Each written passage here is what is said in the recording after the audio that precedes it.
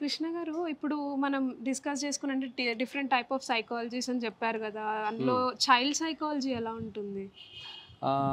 చాలా very important question అండి ఇది. హ్మ్. సైకాలజీ అనేది ఒక పెద్ద సముద్రం.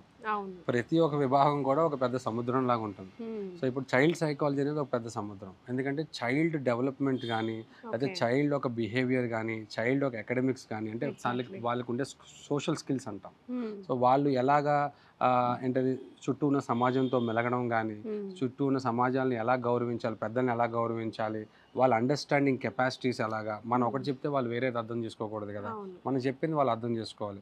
స్కూల్‌కెళ్ళినప్పుడు అకాడమిక్ ప్రొఫిషియన్సీ ఇంప్రూవ్ చేయడం గానీ, హ్మ్. అలాగే చాలా విభాగాలుంటాయి మాట చైల్డ్ సైకాలజీలో కూడా. ఓకే. సో, అవన్నిటిని కూడా ఓవరాల్ ఎక్సలెన్సీ అనేది బిల్డప్ చేసుకుంటూ రావాలి. ఓకే. చైల్డ్ సైకాలజీలోని స్పెసిఫిక్‌గా ఒక టార్గెట్ బిహేవియర్స్ ఏవైతే ఎఫెక్ట్ అయ్యి ఉన్నాయో, హ్మ్. ఆ ఎఫెక్ట్స్‌ని మనం రిజాల్వ్ చేసుకుంటా, మనం దాన్ని ముందుకెళ్ళడం అనేది మనం చేసుకోవాలి. ఎందుకంటే ఓకే. చైల్డ్‌లో ప్రాబ్లమ్ ఉందనుకోండి, పెద్ద అయిన తర్వాత ఇంకా పెద్ద డిజార్డర్ అయిపోతుంది అది. అవును. సో, సో, చైల్డ్‌లో ఇది ఇష్యూస్ అంటే ఉన్నవని టైమ్ టేకింగ్ ప్రాసెసా when compare to other depends problems? Upon everything is subjective. Depends upon అంటే ఇప్పుడు చైల్డ్ హ్మ్. డిజార్డర్స్ అనేవి ఒక కొన్ని చెప్తాను మీకు. ఓకే. ఎట్లా ఉంటుందంటే చైల్డ్ దాంట్లోని చైల్డ్‌హుడ్ సెపరేషన్ అంటాం. హ్మ్. పేరెంట్స్ తల్లిదండ్రులు విడిపోతున్నారు ఈ రోజుల లోపల. అవును. సో, దానివల్ల పిల్లలకి యాంగ్జైటీ ప్రాబ్లమ్స్, హ్మ్. చైల్డ్ సెపరేషన్ అనే ప్రాబ్లమ్ రావడము, చైల్డ్‌హుడ్ డిప్రెషన్ అనేది రావడము, సెక్షువల్ అబ్యూస్ హ్మ్. చిన్న పిల్లల్లోని ఆడవాళ్ళ పైన చిన్న చిన్న పిల్లల పైన సెక్షువల్ అబ్యూస్ చేయడము. So, exactly. ఇట్లాంటి డిఫరెంట్ ఇష్యూస్ ఉండడం బట్టి ఇష్యూస్ బట్టి ఆ డెప్త్ బట్టి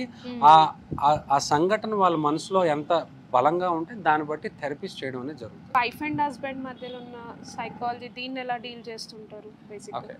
so, this is also an interesting question about relationship issues అండి. యాహ్! రిలేషన్‌షిప్ ఇష్యూస్ అనేవి ఇప్పుడు మీరు ఇందాకలా ఏదైతే క్వెషన్ మనం మాట్లాడుకున్నామో హ్మ్. చైల్డ్ నుంచి వచ్చినప్పుడు ఆ కాన్‌ఫ్లిక్ట్స్ హ్మ్. మనకి మన ఒక జీవితం పైన కొన్ని క్వెషన్స్ అనేవి క్లారిటీ లేకుండా ఉంటాయి. హ్మ్. మనకేందనేది మనకు క్లారిటీ లేనప్పుడు హ్మ్. ఆ క్లారిటీ ఆ ఒక క్లారిటీ మిస్ అయినప్పుడు మనం ఇంకొక భాగస్వామితోటి జీవితాన్ని పంచుకునేటప్పుడు హ్మ్. ఆ సేమ్ మిస్‌కన్సెప్షన్‌తోనే మనం మళ్ళా ఆ రిలేషన్‌షిప్ లోపల కూడా ఎంటర్ అవుతాం. ఓకే. ఎంటర్ అయ్యేటప్పుడు చాలా మందిలో ఏముంటుందంటే అన్‌హ్యాపీనెస్ ఉంటుంది. హ్మ్. వాళ్ళు చాలా కంఫర్టబుల్‌గా ఫీల్ అవ్వలేరు. హ్మ్. ఇలాంటి కపుల్స్ రిలేషన్‌షిప్ లోపల కొత్తగా పెళ్ళైన వాళ్ళలో వచ్చే ప్రాబ్లమ్స్ ఏంటంటే అడ్జస్ట్‌మెంట్ ప్రాబ్లమ్ అంటాం మాట.